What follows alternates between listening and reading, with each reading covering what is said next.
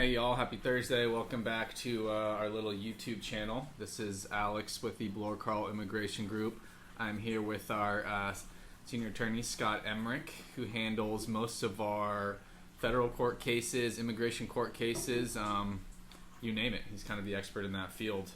Today we are here to talk about a recent case we filed in federal court, or Scott did, challenging the IRGC ban. Now, to my understanding, and Scott, correct me if I'm wrong, this ban was put in place under the Trump administration.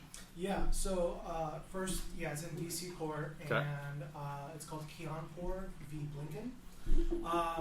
We're challenging the State Department's policy of issuing a blanket ban for all conscripts in IRGC, and yes, that did start under the Trump administration.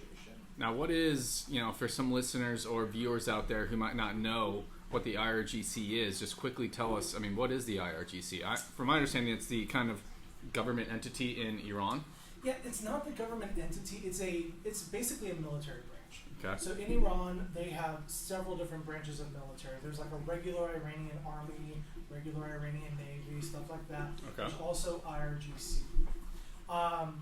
And as an organization, they do a lot of shady stuff as well. But in Iran, most men have to enter a draft. Okay. And they can be drafted into IRGC. All right. They have no choice in the matter. It's just like if somebody in the U.S. during Vietnam was drafted and had to join the Army. Okay. Now, the IRGC, it was designated as a terrorist organization, right?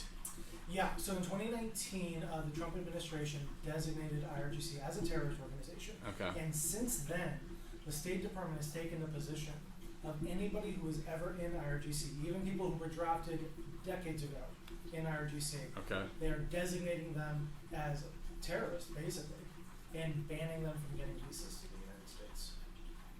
Interesting. And obviously there's no type of waiver or to get around that inadmissibility whatsoever. No, so for instance, our client, he was waiting for a couple of years to get a visa to come to the United States, and then this ban hit. Right. And then he received a notice saying you're inadmissible to the United States because of the statute for terrorist ban. Right. And it specifically said on there is no appeal process for this. There is no waiver. There is nothing you can give us to change our minds, basically. Okay. So that is a pretty harsh ban. And so you're filing in federal court wants to or seeks to carve out some sort of exception to that ban, correct? Yeah, that's our ultimate hope, is that there is an exception for people who were conscripted into IRGC, who had no say in the matter, who, if they refuse to serve in IRGC, would have faced civil penalties or possibly even imprisonment, which in Iran, they don't have a great human rights track record for prisoners. Of course. All right, now, if someone is conscripted into IRGC, is it always with the military role, or can you fall under the IRGC ban umbrella for non-military purposes? Absolutely for non-military purposes. For instance, again, our client, he worked in what is essentially HR for IRGC at one particular base for 2 years. He occasionally had watch duty on the base, which was in Iran. And other than that, he was processing paperwork. He was processing vacation days, making sure people showed up on time and whatnot. Basic paper pusher. Wow. He did it for his service, which was 2 years. When they said, okay, you served enough, he got out of there, didn't serve a day longer, and never had contact with them again. Wow, so this ban has a far reach, and I would imagine a lot of Iranian nationals fall under this ban. Anybody who served in IRGC, regardless of their role, falls under this ban. Yeah. Okay. Men, women, both? I haven't heard of any women, but any man who was conscripted since its inception in the 70s, And great, so we are challenging this ban, hope to, like you said, with the end goal of maybe having some kind of exception to that ban, like possibly if you didn't serve a military role, that could be an exception, or something. Yeah, conscripted. Yeah.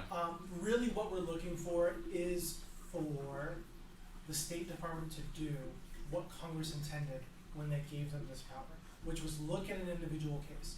Okay. Did this person commit terrorist activities? Is this person dangerous? Right. And take that individualized approach rather than this dragnet that they're just putting over everyone. Okay. What stage are we at in regards to the litigation? Yeah, we're in very, very early stages. We just filed on April 30th. Okay. The government's going to have 60 days to respond.